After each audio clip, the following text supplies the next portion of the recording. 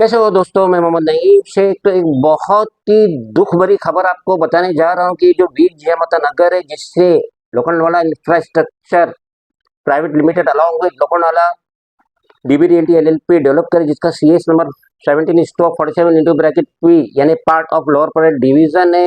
और ये जो वीर जियामत नगर है, जो डॉक्टर ई मोसेजर वर्ली मोबाइल नंबर 18 में वाक़ है, और उसी के अंदर स्वामी विवेकानंद नगर है।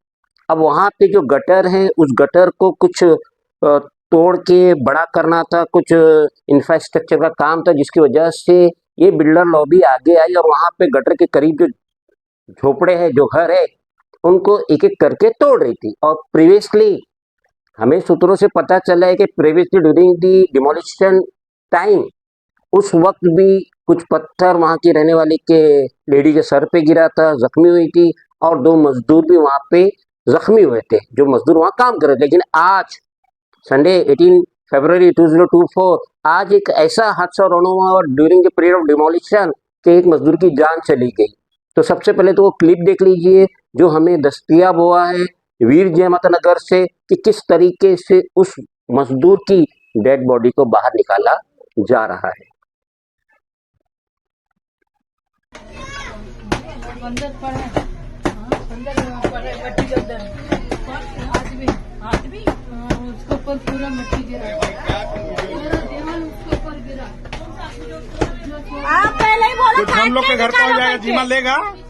काट के निकालो, एंगल मत तोड़ते बैठो, बोला था। बैठा है तो मानता नहीं है लोग। कभी भी तोड़ तोड़ के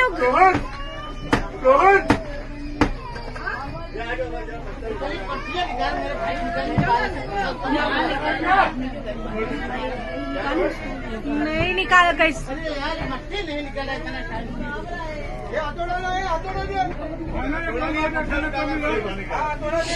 लोड से गिरा था।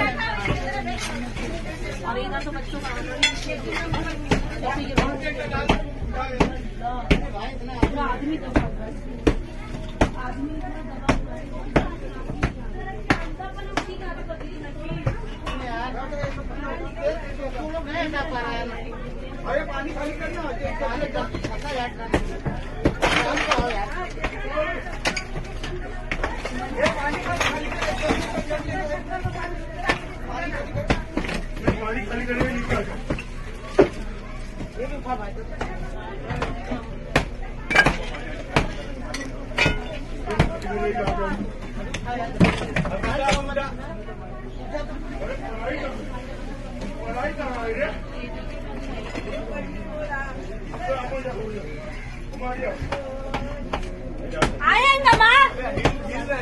माँ माँ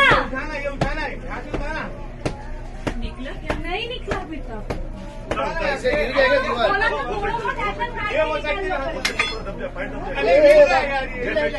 अरे राहुल आना,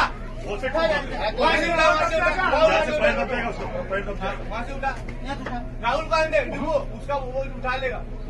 राहुल जल्दी जल्दी जा, यहाँ से उठाएगा, थोड़ा पैर दब जाएगा, वहाँ से उठाना पड़ेगा। वही वहाँ से राहुल अंदर हाथ डाल पूरा। एक मिनट ये बच्चों अड़ी निकला है जी लोग। इसको उठा, निकालो बाहर, निकालो बाहर निकाल उसको, उठा ये उठा उठा। हो गया चल चल आगे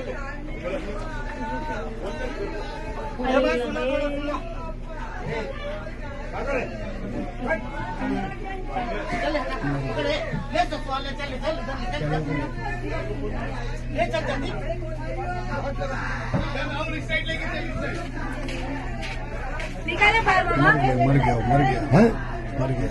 कोई पकड़ो रे भाई, थोड़ा इधर आओ रे। बचेगा क्या? नहीं बचेगा, नहीं बचेगा। ध्यान चलेगा। नहीं लड़का है, जवान लड़का है, एकदम लड़का।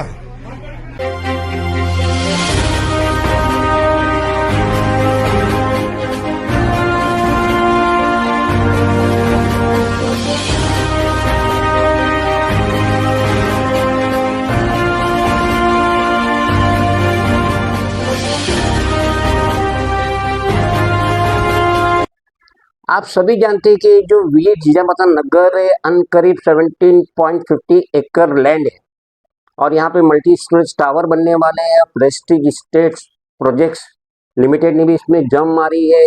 तो अब इतना बड़ा प्रोजेक्ट है और उसको इस वे से बनाया जा रहा है कि एक एक झोपड़ों को तोड़ा जा रहा है और प्रॉपरली पतरा का कुछ ऐसा बाउंड्री नहीं बनी है और प्रॉपरली सबको वैकेंट नहीं किया गया, एक एक को तोड़ा जा रहा है। तो इस तरीके से इतना बड़ा प्रोजेक्ट हो नहीं सकता, मगर बिल्डर कर रहा है क्योंकि उसे पूरी शय मिली है जी साउथ वार्ड ऑफिस के वार्ड ऑफिसर की, जिसे असिस्टेंट कमिश्नर कहते हैं, कॉलोनी ऑफिसर की, और साथ ही साथ बीएमसी की चीफ की भी उससे फुल समर्थन मिल रहा होगा।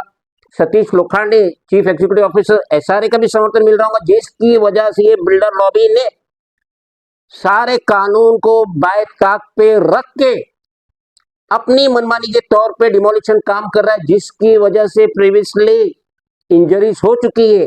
एक लेडी की, वहां के रहने वाली की इंजरी हो चुकी है, 2 मजदूरों की इंजरी हो चुकी है। उसके बावजूद ये बिल्डर लॉबी ने कोई सबक नहीं सीखे, कोई प्रिकॉशन मेजर इस्तेमाल नहीं किए, जिसकी वजह से आज एक मासूम मजलूम की मौत हो गई। अब वहां के रहने वाले खौफजदा है कि इसी तरीके से अगर एक एक घर का डिमोलिशन होगा तो अब ना जाने कितनी मौतें और वाकई होंगी, ना सिर्फ मजदूर की बल्कि वहां के रहने वालों की मौतें और वाकई होंगी, जिसकी वजह से आज वहां के रहने वाले निकले बाहर वर्ली पुलिस स्टेशन जाने के लिए, हॉस्पिटल जाने के लिए, बिल्डर के खिलाफ कंप्लेंट करने के लिए, जिसका क्लिपिंग चल रहा है, आप खुद देख लीजिए।